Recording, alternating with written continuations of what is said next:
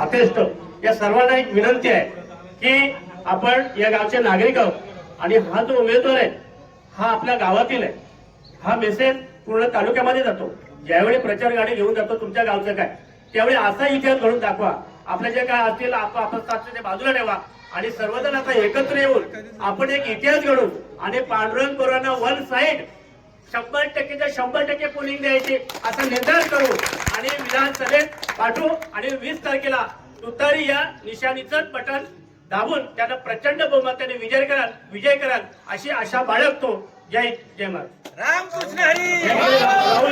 रामकृष्ण हरी. मग त्याला आपण खर्डी आणि जिल्हा परिषद गट बिरवाडी अशा प्रकारची ही रॅली निघणार आहे.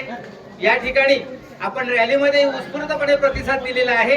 आपण सर्वांचं ग्रामस्थ मंडळ बिरवाडी यांच्याकडून आपलं सुस्वागतम.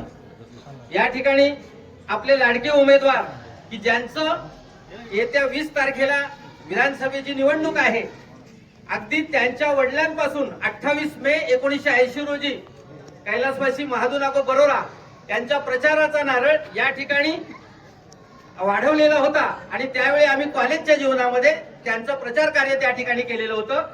आज त्यांचे सुपुत्र या ठिकाणी आपल्या परिसरामध्ये आपल्या घरचा उमेदवार, आपल्या गावचा उमेदवार, परिसराचा उमेदवार, तालुक्याचा लाडका उमेदवार या ठिकाणी जो आलेला आहे आणि कार्य कुशल अशा प्रकारचा हा उमेदवार आहे की या उमेदवाराला आपण सर्वांनी येत्या 20 तारखेला आपल्याला निवडून द्यायचं आहे. त्यांची निशाणी जी आहे ती तुतारी वाजवणारा माणूस.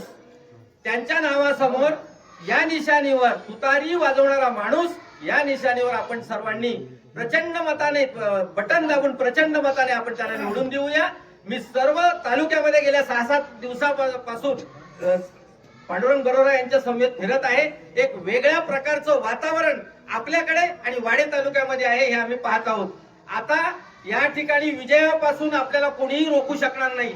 परंतु रात्र ही काळी रात्र आहे, वैराची आहे. आपण सर्वांनी दक्ष राहून मला एक आता बिरवाडी गावाच्या बाबतीत सांगावंसं वाटेल. आम्ही सर्वजण एकत्र झालेलो आहोत कारण आमचा उमेदवार हा गावचा आहे, घरचा उमेदवार आहे आणि या दृष्टिकोनातून आम्ही सर्वांनी ठरवलेलं आहे की पांडुरंग बरोरा यांना सर्वात जास्त मतांनी बिरवाडी जिल्हा परिषद गटातून आपण तालुक्यामध्ये जे 14 गट आहेत त्या 14 गटामध्ये सर्वात जास्त मतांनी आपण निवडून द्यायचं आहे.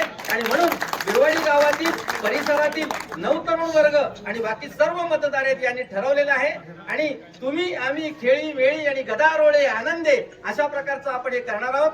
अधिक वेळ न घेत नाही मी या ठिकाणी आपले सन्माननीय उमेदवार पांडुरंग बरोरा त्याचप्रमाणे या ठिकाणी तर रमेश बेरे थोडेसे